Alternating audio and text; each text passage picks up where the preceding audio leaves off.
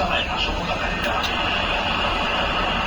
মাদারীপুরের গোড়াবাড়ি এলাকায় জেলা প্রশাসকের কার্যালয় প্রতিদিন হাজারো মানুষের যাতায়াত, সাধারণ মানুষের নিরাপত্তায় গুরুত্বপূর্ণ স্থানে সড়কে বসানো অত্যাধুনিক সিসিটিভি ক্যামেরাটি গত 18 জুলাই নষ্ট করে দুর্বৃত্তরা।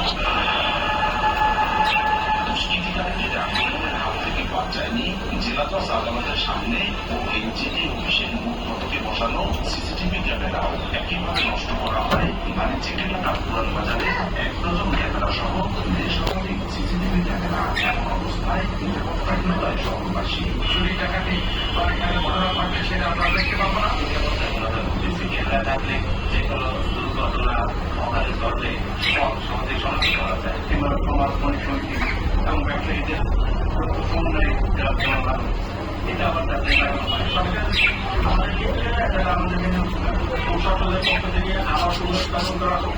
নতুন করে এই সরকার আবারও যে কোনো জায়গায় যে কোনো সময় হামলা করতে পারে। অপরাধীদের আইনের আওতায় আশ্বাস সিসিটিভি ক্যামেরা মনিটরিং করবে আর শিল্পী ক্যামেরা